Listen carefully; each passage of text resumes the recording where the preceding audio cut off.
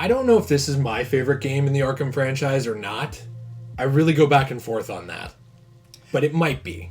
This is a great one. It's probably number 2 for me. Yeah, because your favorite City. City for sure. But this one is definitely I think it's number 2 for me for sure. It was the first Batman game that I got, and it was obviously for most people. Yeah. But it just, when I picked it up, it wasn't even on purpose, to be honest with you. I was going to buy a different game.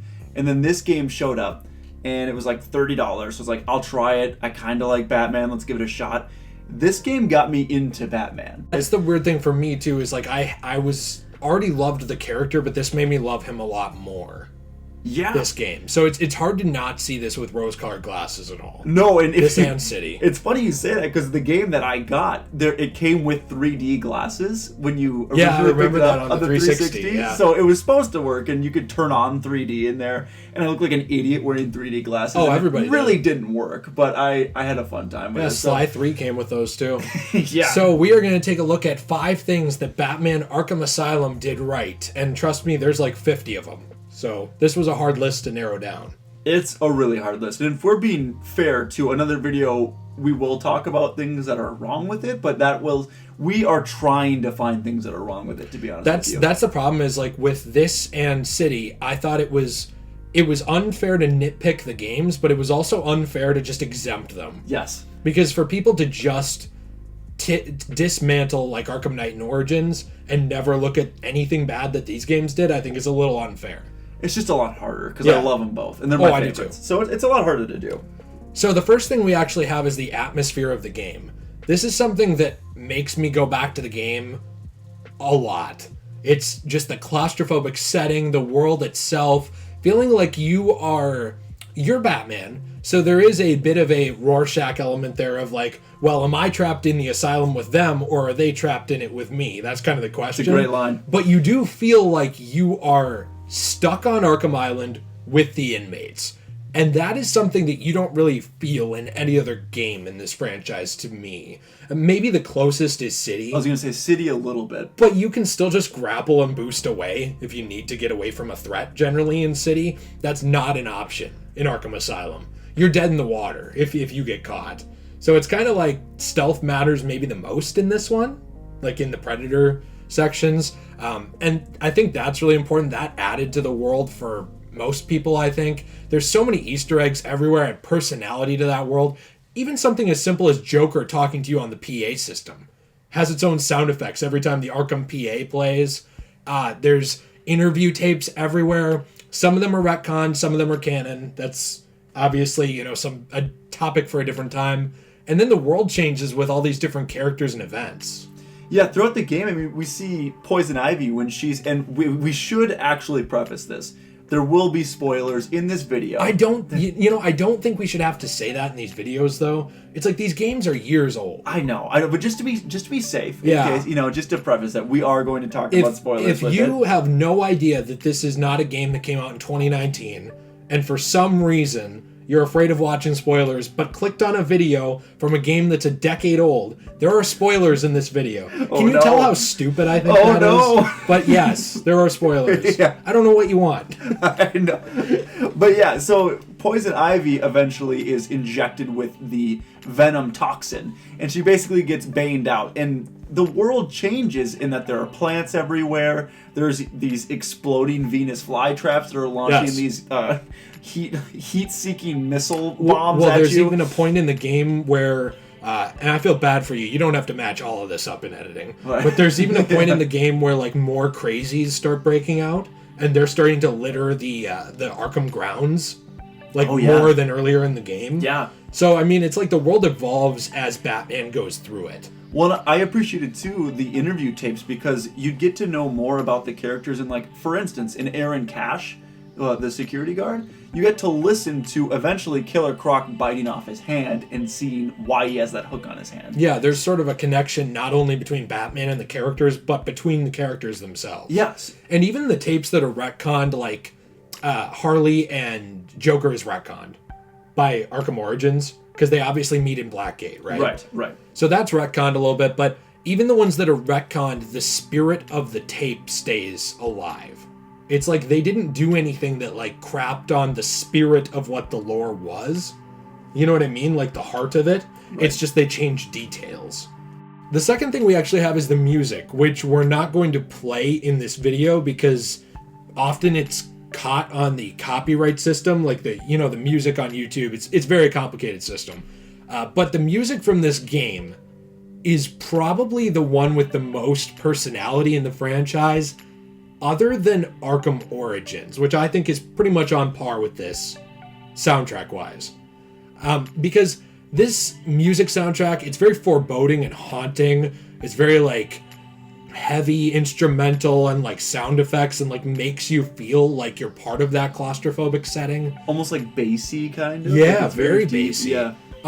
Very unique. I think where Origins, not to compare this game completely to that, where Origins leans into the Christmas element of its music, this leans into that claustrophobic world-building element of its music that feels a little nuts, a little crazy, and that fits the Asylum very well, but it also feels like a little creepy, and there are horror elements in this game, so that fits it.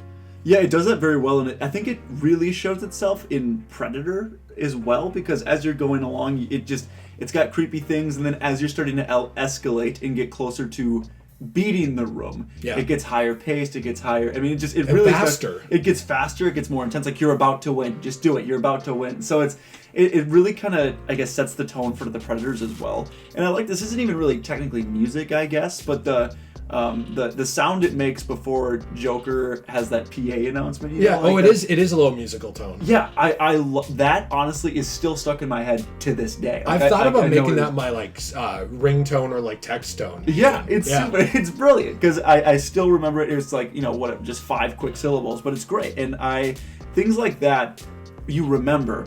And it also just helps to add to that world that we just talked about, where it just sets and really engulfs you into that and forces you to really kind of change the way you play the game a little bit. So. It does. I've noticed that too for when I record for the channel. If I record something for use in a different video, I often turn the music off if it's not a Let's Play. And especially in this game, that does change the feeling of the game. Like, the music has its own personality and feel to it. And just even the fact that, even though it's not the only game to do it, that this did a little bit help push that idea of music changing with gameplay elements. So, like, music changes if you enter from Predator to Combat. Like, that's pretty cool. That's a really cool thing, yeah.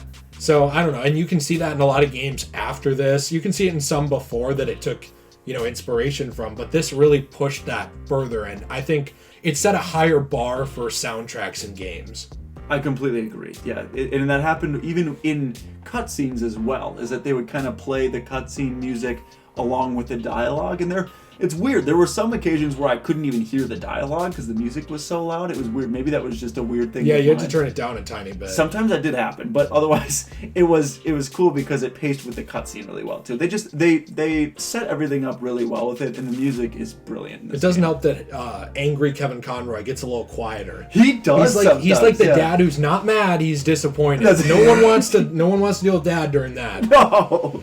So the third thing we actually have is Batman's relationship with the villains. I was originally going to put this down as the Joker, but you pointed out to me that it is really all the villains. It is. It's all of them, because you see, I mean, obviously with Joker, you start off with capturing him, bringing him in, and there's that relationship that's already established with them. It's such a perfect dynamic between the two in this interpretation. The closest, I think, I don't know, there's so many great ones, but like, it's such a toss-up for me. Do I like the relationship between those two, Joker and Batman, best in this, in The Dark Knight, or in Batman Animated? I don't know. They're all perfect. They're all really good. Yeah. They're all amazing. And that's just their relationship, which is obviously the focal point of the story. But then you go into when we run into Poison Ivy the first time. There's obviously a relationship. Yeah, it's a little more sensual. Like she's a little more like, she uses her sexuality like obviously against her enemies, including Batman. But Batman, unlike the rest of us weak-willed guys during November, he's very strong-willed, and he's like, no, I will not look at your backside, Poison Ivy. I will maintain my stoicism and go about the mission. That's strong, man. And so that relationship is interesting. The relationship between her and Him and Harley is a little interesting Harley too. Quinn for it's sure. like she's a little bit flirtatious towards Batman, but not so much as it would obviously overwhelm Joker. Like her relationship to Joker in her eyes, Joker's not a threatened guy at all. Right. But it's like she acts a little bit that way, but not as much. And then like Scarecrow is like totally different. It's like he's obsessed with like what makes Batman tick. Yeah. What's his fear? What's underneath that mask? And like, not who is it? That he doesn't care quite as much about that. It's the inner workings of Batman's mind. And then Killer Croc, it's like Batman is prey to him. Everybody has their own dynamic with Batman. They all do, every single one of them. And you even see that on a lesser scale, you see inmates referring to Batman and like talking about Batman and how they're like, there almost seems to be a relationship with Batman with the inmates too, to a certain extent. Well, it's like he doesn't give a crap about them, but it's weird. Like the Gotham criminals do idolize Batman. They do, in a weird way, but in a way of like fear and reverence. Yes. Kind of like how, like a devout believer might like walk into church and like take their hat off and like, like out of respect. And it's like they admire this thing, but they're scared, just completely overwhelmed and scared by it. Right. It's like that's sort of the relationship you feel like the inmates of Arkham and later of Gotham in general have with Batman. They do, and it sets the tone just because you know that there was a history here. You're not walking into a Batman that is like brand new to Gotham. Yeah, wet behind the ears, green beret. Right. This is a established Batman that's in his prime, that is in the middle of really his career at this point. So you're seeing and established, and you're walking. It's kind of like the same idea with Spider-Man in the Marvel Spider-Man game. Yeah, PS4. It's 8 years in, and I don't know how many years he was in at this point. I think it was like 10 or 8. I think it was actually 8 because someone's going to correct me in the comments, which happens all the time. Please do it in a nice way. But essentially, Origins was 2 years in, and then I believe that this is a little over 5 years after that, and then City's a little after, and then Knight's a year after that. It's like by the time you're done, Knight is 8 years after Origins, essentially. Gotcha. So it's like, but it's so weird because or maybe 10. It's almost like I would have to look at it. Because like I do know the canon, but like when we're talking about it, it's a little different. It's hard to remember. And the timeline is super convoluted in these games. But Origins is 10 years apart from Knight. So it's like by the time of Knight ending, he had only been Batman for 12 years. Okay. Isn't this weird? It is kind of a crazy... Yeah, that's one of the problems with the franchise, I guess, too. Yeah, but not a problem with this, because it was self-contained. So at the time, it wasn't an issue at all. Right. But that's why timeline discussions are so convoluted and confusing now. They definitely are. And then if people start dragging in comics and stuff, too, it's just a messy discussion. Right. But I guess going back, it was just like... This was an established Batman that was ready... That was already in the middle of everything, so it's relationships that are well marinated, I guess, at this point, and they have a history. And so to see them kind of reflect briefly on a history that we don't know about was kind of fun. Because we knew that there was something there. It didn't feel like we were walking into a Batman story that was trying to, I guess, cater to an audience that maybe didn't know Batman. This was geared towards fans that knew of the Batman villains, the lore, the world. You're a Batman fan. But you didn't have to be an expert. You didn't, because that's a fine line to walk. Absolutely. And they were able to do that super well. Because it's like you could either treat the audience like idiots, like, oh, who's Batman? Right. Like, you can treat your audience like that. Or you can treat it like, we're going to assume you know who Batman is, we're going to assume you know who the Joker are. But, if you don't, there's these interview tapes, there's these biographies in there. And it worked as like a gateway for a lot of fans. Like what you said, it's like you knew who Batman was, you were a kind of fan, and then this made you a mega fan. It was like the gateway into the Batman fandom. That's a good way to put it, for sure. Yeah. The next thing we actually have is the Riddler. He's something that comes up again and again. Look, here's the thing. I think it's very easy to look back on it and think the Riddler was always a problem with the franchise, always annoying. Riddler trophies sucked. I get it. However, I think that that's more something that came after this game. I would agree, because when I did this, there wasn't really a lot of points where I was tired of finding these, because I felt like when I played it through the first time that there, yes, are a good, healthy amount of trophies, but there's also a lot of scannable trophies that you find that are actually Easter eggs that help just you riddles. or just riddles that help you understand the world and understand the characters more, and you unlocked things by doing that. So you were getting rewarded. And the thing is too, comparatively, in this game, I believe it's 200 Riddler trophies and riddles, and you double that a little bit more in City. Yeah, I think it was like 220 or something. I mean, we don't have the list up of it. Right. But yeah, it's like 220, 240 in this game, then like 440 in the next one, and then goes back towards like 240 in Night, and I don't even remember in Origins, but... So there's, I mean, it's one of, I think it is the lowest amount of Riddler trophies that you have in a game, and it should be, it's the smallest map, but it's a lot more condensed, it's easier to find.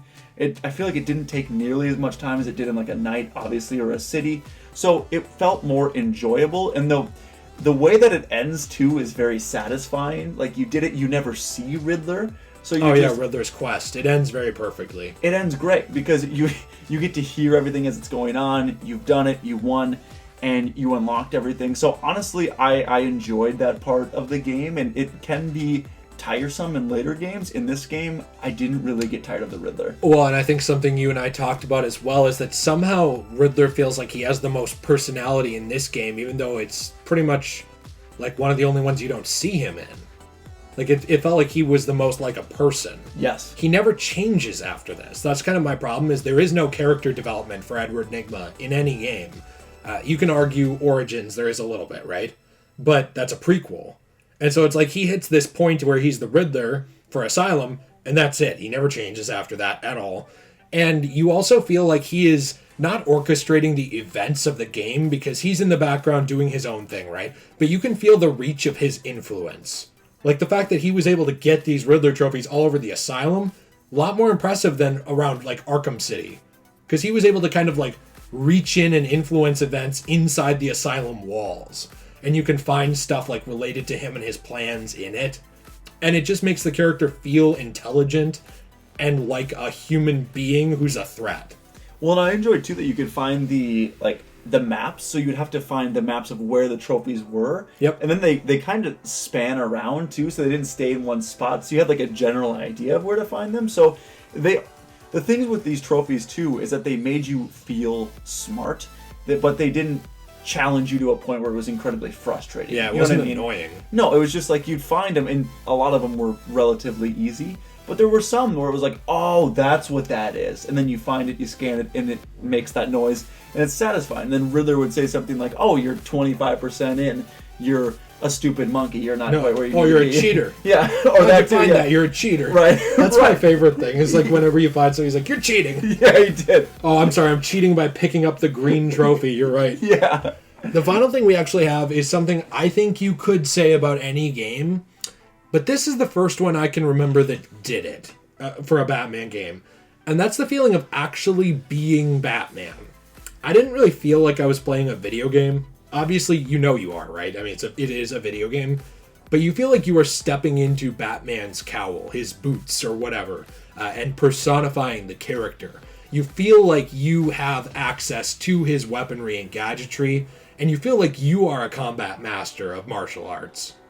Yeah, and it felt like you were being the Batman from the animated series too, which I really liked. It was, the same voice actors. You're getting you're getting Paul Dini involved with the script and everything. So it just felt like it was an extension of that, but you got to be that Batman, which was awesome because it's one of my favorite, if not my favorite TV series of all time. It's one of my favorite iterations of Batman. So being able to go in and feel like you're Batman and like the combat, when you get into a flow, even though it's not at its peak in this game, the combat flow is fun and it feels good to then build up, get the takedown, break someone's arm, build that back up again. And like, even though it's its own point, I guess it could be its own point, this game did revolutionize superhero combat from a button mashy sort of system to something rhythm based. Yes. That a lot of games weren't able to do before this. And is it perfect?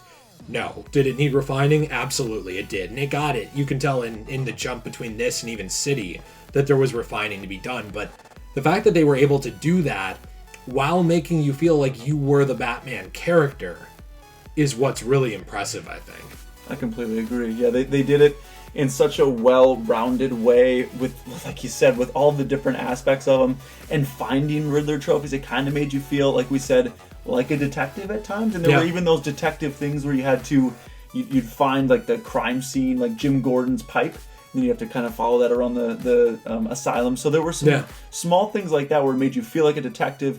It kind of went over all of the aspects of Batman, I guess, and I really appreciated that. And it really was one of the top aspects of this game, I would say. I would say so too. So hey, let us know what you think in the comments down below. What made you love Arkham Asylum, and what were 5 things that you loved about it?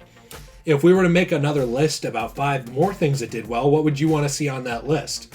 Let us know what you're thinking in the comments down below. Links are in the description as always to Twitter and Patreon, and we'll see you in the next one. Have a fantastic day.